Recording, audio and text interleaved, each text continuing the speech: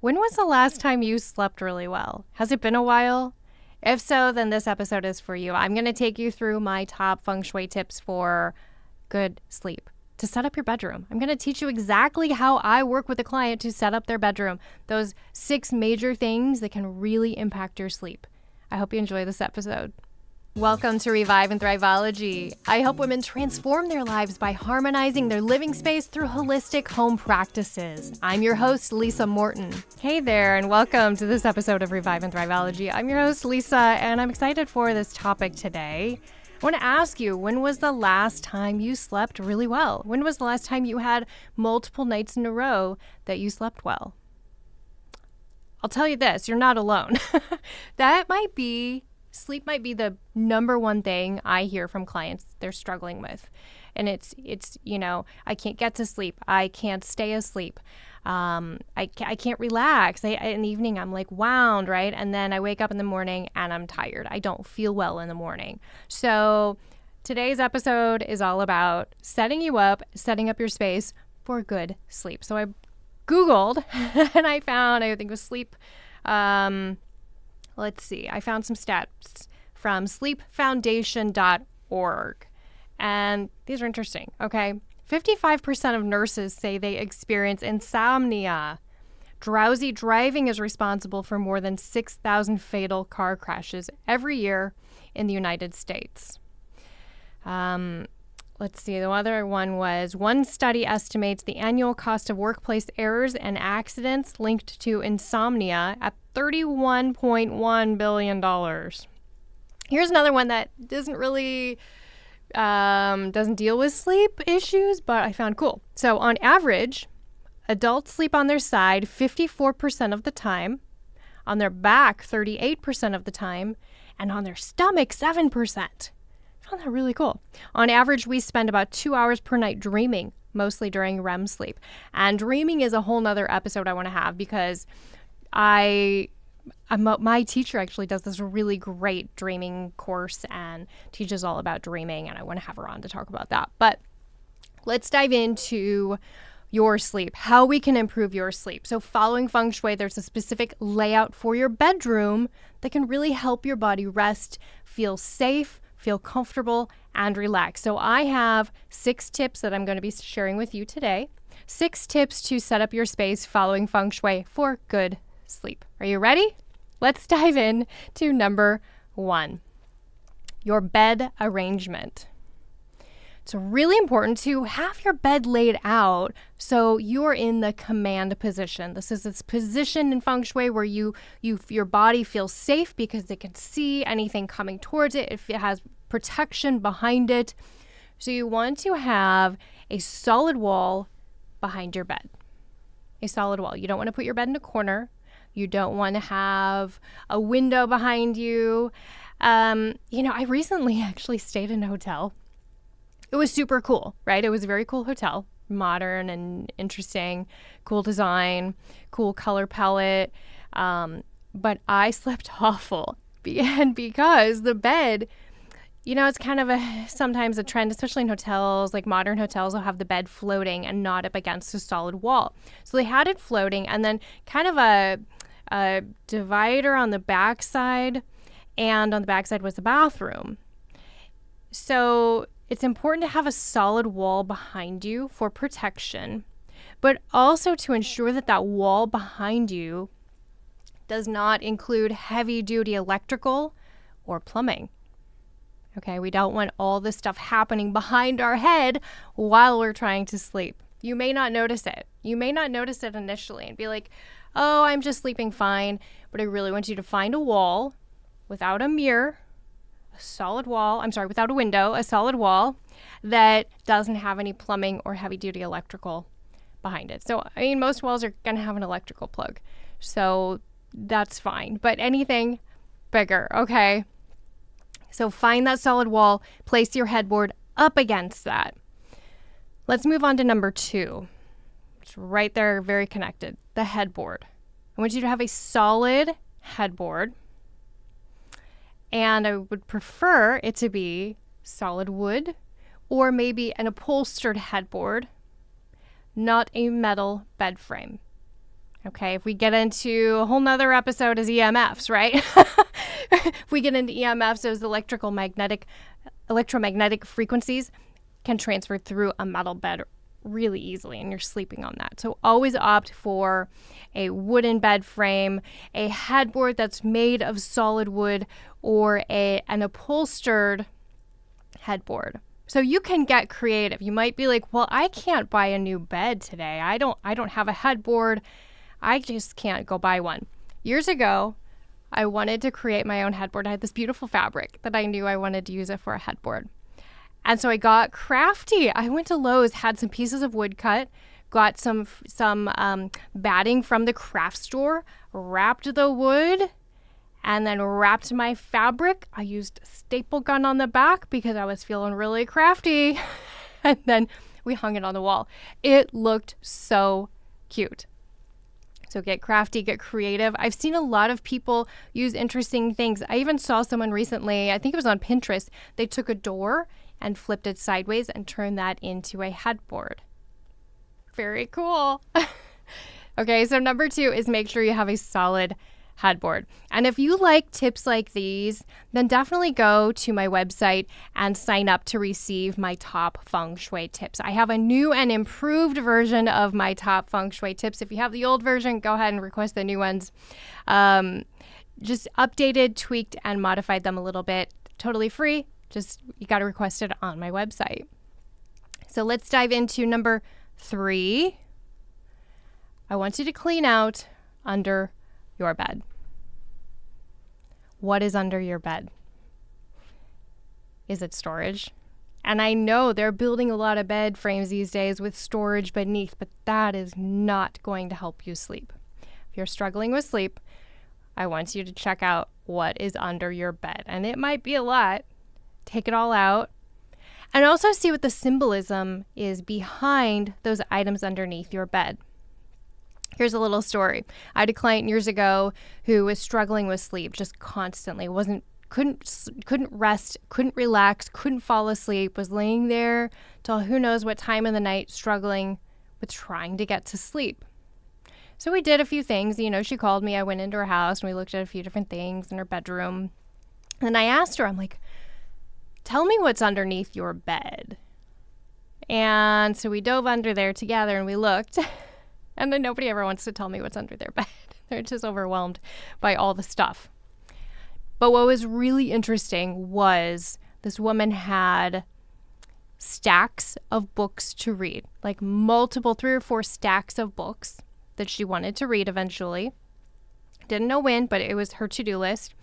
And then a big box of loose printed photos that she wanted to put in boxes or in photo albums and, organize somehow. But she hadn't gotten around to doing that. So she was literally sleeping on top of a to-do list. What are you sleeping on top of? I had another client who was on a new health kick and was losing all this weight, but she was saving those old clothes from her larger size under her bed should she need them someday.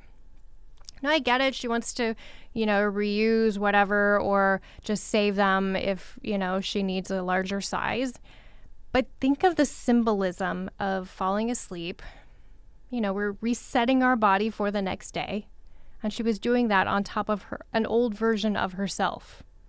It's almost like she was manifesting that she would need those larger sizes again someday. So I want you to really slow down. And I want you to think about what's in your space. What's in your space underneath their bed? What is that? What does it symbolize? And then how is that affecting your sleep? So I recommend you not store anything under your bed. Find another location in your home to store these items, whatever it is. Books, magazines, clothes, shoes. I get a lot of shoes.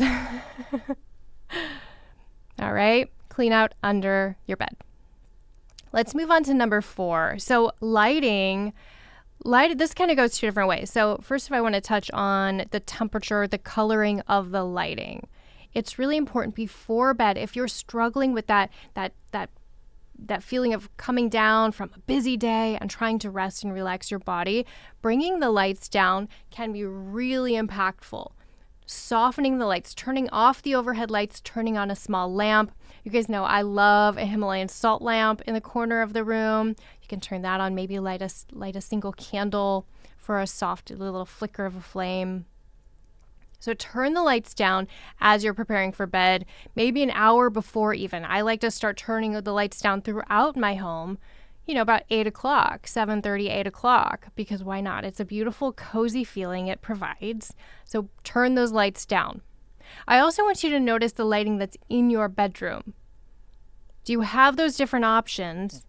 But then look at the lamps. Are they bright and bold and colorful? Or are they kind of quiet, kind of calming, maybe have some sort of decorative element to them, but aren't going to draw your eye to them? Another thing is I see a lot are overhead lights. So I get why people want overhead lights. But a ceiling fan in feng shui is definitely a no-no, right? Because it cuts the energy down. But also what I'm seeing a lot are these cool light fixtures. And oh my gosh, they're so cool and interesting. But try to avoid any light fixture with sharp points. I just saw an image of this and when I was putting together these notes and my thoughts for this episode. And it was a beautiful bed and it had this light fixture above it that looked like a sunburst. And it was so cool. But in feng shui, we have this thing called a poison arrow, and it's really when there's a sharp point coming at your body for long periods of time. We always want to be cautious when we're sitting at work at your office all day. Do you have poison arrows coming towards your body?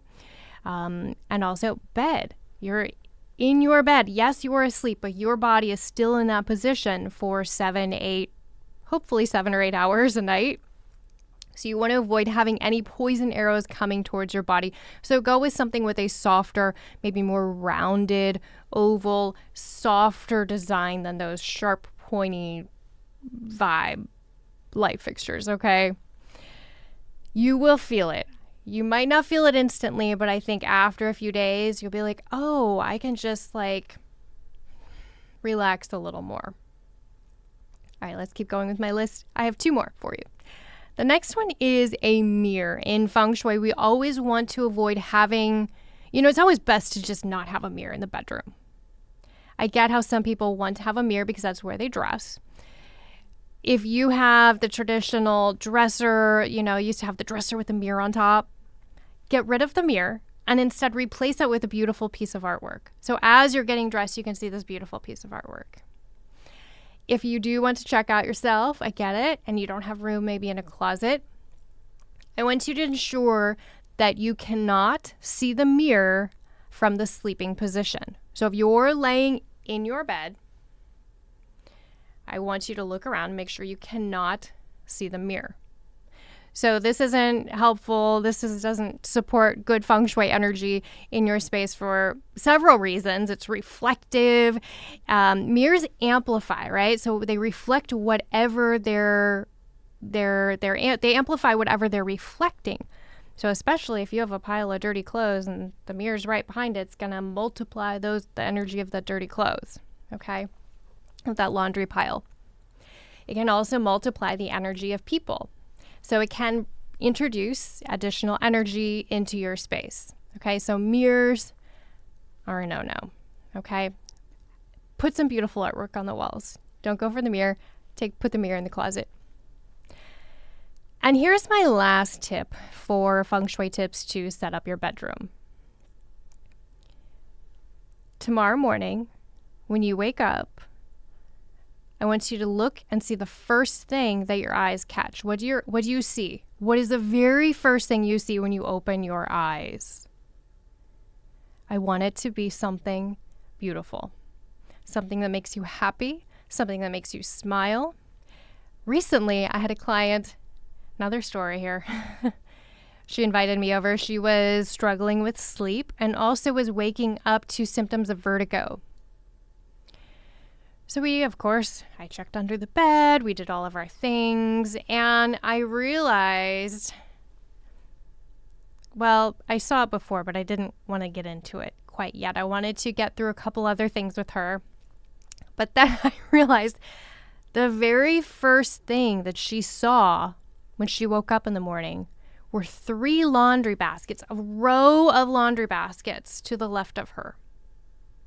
I mean, it was right there. You couldn't miss it. Literally, if you walked into the room and walked towards the bed or walked towards the bathroom, you had to walk through 3 laundry baskets. Not 1, not 2, but 3 laundry baskets filled. No wonder she had a sense of vertigo in the morning. She's waking up to like this pile to do, overwhelming. 3 laundry baskets. Find a better place to put your laundry baskets. Preferably out of sight, especially in your bedroom. Okay, so instead, I want you to purposely place something beautiful for your eyes to go to. So mine, on top of this chest, I have a wedding photo of my husband and I, a pretty lantern, and then a piece of pottery that we really love that we bought together. So it's kind of this moment because it is our master bedroom. That's a whole nother episode, but we'll get into that. That might be a really good Valentine's Day episode, how to set up your space for being a couple, for romance, all that. But I have this moment, this little space where we open your eyes and it's the first thing your eyes go to. And it's just loving and sweet and just really kind of warms your heart. So those are my feng shui tips for your bedroom, okay? If you're struggling with sleep, know that you're not alone. Work on these tips. Also, go check out my free download. There's some other things in there that might help you in your bedroom as well. Work on these. See what resonates with you most. Start there and then get all those 6 tips. Even just if you think you have it covered, just take a step back. Look with fresh eyes, right? Check out your bed arrangement. Is it against a solid wall? We want that solid headboard behind you, solid wood or solid fabric or upholstered. I want you to clean out under your bed. Don't keep anything under your bed. The only thing I have is an extra little blanket for super cold nights. Okay. Check in with your lighting. Check in that you have layers of lighting as well as you don't have this harsh, pointy light fixture directly above your bed. No mirrors in the bedroom. And very last, what is the first thing you see when you wake up in the morning? Make it something really beautiful. Okay, folks, that's all for today. I wish you an amazing night's sleep, and I will see you next time. I'd like to thank our production company, Coraggio Media, the WELT 95.7 studios, and our sponsor, Good Sheet. For more information, follow the link in the show notes. Be sure to hit like, hit the subscribe button, and leave us a 5-star review. If you want to connect, find us on Facebook, and be sure to let me know what topics you'd like to hear about. Thank you so much for listening. See you next time.